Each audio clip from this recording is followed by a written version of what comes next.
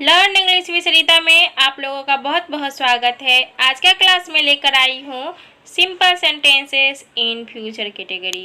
इससे पिछले क्लास में हम लोगों ने पढ़ा है सिंपल सेंटेंसेस किसे कहते हैं एवं उसके कितने कैटेगरी होते हैं, और पास्ट और प्रेजेंट के बारे में हम लोगों ने डिटेल से पढ़ा है।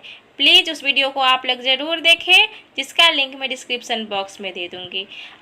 चलिए आज के क्लास में आगे बढ़ते हैं। फ्यूचर कैटेगरी हम किसे कहते हैं? फ्यूचर अर्थात भविष्य, आने वाले समय को हम लोग फ्यूचर कैटेगरी में रखते हैं। आगे बढ़ने से पहले मैं आप लोगों को दोहरा दूँ तो सिंपल सेंटेंसेस किसे कहते हैं? जिस किसी भी वाक्य में कर्ता के द्वारा काम पर कोई प्रभाव नहीं पड़ता है या कर्ता किसी भी काम को नहीं कर रहा होता है, उसे हम सिंपल सेंटेंसेस के कैटेगरी में रखते हैं। इसकी पहचान कैसे करेंगे? फ्यूचर के लिए जिस हिंदी वाक्य के अंत में होगा, होगी, होंगे अथवा पास होगा, में होगा या कोई रिश्तेदारी होंगे की बात हो तो वो वाक्य फ्यूचर कैटेगरी का होता है। चलिए इसे एग्जाम्पल से समझिए।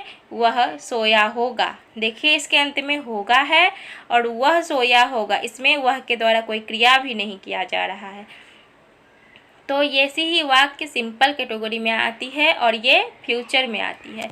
तुम घर पर होगे, होगे रमा स्कूल में होगी, रमा के बारे में बताया जा रहा है, बस स्कूल में होगी, इसके द्वारा कोई काम नहीं किया जा रहा है।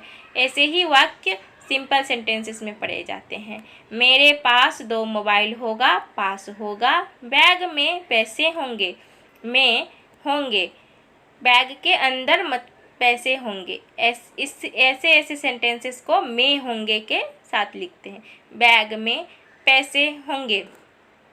तुम्हारे पास बहुत दोस्त होंगे, तुम्हारे पास बहुत दोस्त होंगे, पास होंगे अर्थात रिश्तेदारी की बात, दोस्त रिश्तेदारी की बात। इस तरह से हम लोग इसको समझ। इस सेंटेंसेस को बनाने के लिए कौन कौन से वर्ब के यूज़ करते हैं वो देख लेते हैं। विल बी, होगा, होगी, होंगे के लिए विल बी आता है। पास होगा, में होगा या कोई रिश्तेदारी होगी, इसके लिए विल हैव आता है। और ये सभी वर्ब सभी सब्जेक्ट के साथ लगते हैं, सिंगुलर हो या प्लूरल हो, सभी के साथ विल बी ही या विल हैव ही लगेगा। नॉट, अगर निगेटिव सेंटेंस बनाना हो इससे तो कैसे बनाते हैं? विल नॉट बी लगाएंगे, विल और बी के बीच में नॉट लगाएंगे, विल बी नॉट नहीं लगाएंगे, विल नॉट हैव लगाएंगे, विल हैव नॉट नहीं लगाएंगे। चलिए आगे सेंटेंसेस से समझ लेते हैं। इसकी स्ट्रक्चर क्या होती है? Subject plus will be plus object. Affirmative के लिए subject plus will not plus be plus object. Negative के लिए अफर्मेटिव अर्थात सकारात्मक, निगेटिव अर्थात नकारात्मक। और इंट्रोगेटिव प्रश्न वाली जो क्वेश्चन होती है उसे इंट्रोगेटिव बोलते हैं। उसके लिए विल हेल्पिंग वर्ब है जिसे हम पहले लेकर आ जाएंगे। Will plus subject plus be plus object interrogative के लिए। इंट्रोगेटिव निगेटिव के लिए will plus subject plus not plus be plus object interrogative negative के लिए। चलिए सेंटेंस बनाते हैं। एग्जाम्पल, वह वहाँ होगा, ही विल बी देयर। वह पुल्लिंग है इसलिए ही आया, वहाँ के लिए देयर लिखते हैं, देयर। होगा के लिए विल बी आता है तो ही विल बी देयर। वह वहाँ नहीं होगा, he will not be there. बताई हूँ ना, विल नॉट बी आता है, विल बी नॉट नहीं होता है, तो he will not be there. क्या वह वहाँ होगा? Will he be there. Will एक हेल्पिंग वर्ब है, वो पहले आ गया, इसलिए क्या वह वहाँ होगा? Will he be there. क्या वह वहाँ नहीं होगा? Will he not be there. Will he not be there. एक और एग्जाम्पल देख लीजिए। तुम खुश होगे, यू विल बी हैप्पी। खुश के लिए हैप्पी लिखते हैं, तुम मतलब यू और होगे के लिए विल बी। तो यू विल बी हैप्पी। तुम नहीं खुश होगे, you will not be happy.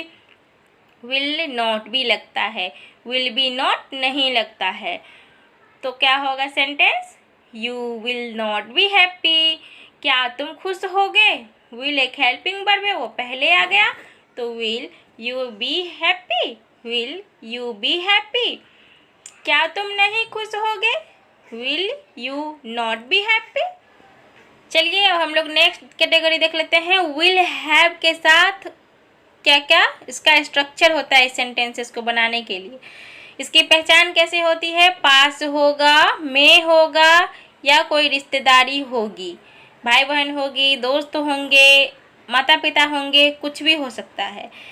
Structure क्या होती है? Subject plus will have plus object affirmative के लिए, subject plus will plus not plus have plus object negative के लिए, will plus subject plus have plus object interrogative के लिए, will plus subject plus not plus have plus object interrogative negative के लिए। Affirmative अर्थात सकारात्मक, निगेटिव नकारात्मक, interrogative प्रश्नवाचक वाक्य, इंट्रोगेटिव निगेटिव नकारात्मक प्रश्नवाचक वाक्य। इसके सेंटेंसेस को देख लेते हैं। मेरे पास मोटरसाइकिल होगी, I will have motorcycle. Motorcycle के लिए मोटरसाइकिल, होगी पास होगी के लिए विल हैव, मेरे के लिए आई होता है। I will have motorcycle. मेरे पास मोटरसाइकिल नहीं होगा, I will not have motorcycle. Will और हैव के बीच में नोट लगता है, विल और हैव के बाद नोट नहीं लगेगा, विल और हैव के बीच में नोट लगाना है। क्या मेरे पास मोटरसाइकिल होगी? Will I have motorcycle. Will एक हेल्पिंग वर्ब है जिसे पहले ले आएंगे तो ये इंट्रोगेटिव सेंटेंस बन जाएगी। क्या मेरे पास मोटरसाइकिल नहीं होगा? Will I not have motorcycle, will I not have motorcycle. Next वाक्य देख लेते हैं। मेरे पास खुद का बिजनेस होगा, मेरे पास खुद का बिजनेस होगा, I will have my own business. इसकी नेगेटिव क्या बनेगी? I will not have my own business. मेरे पास खुद का बिजनेस नहीं होगा, will I have my own business.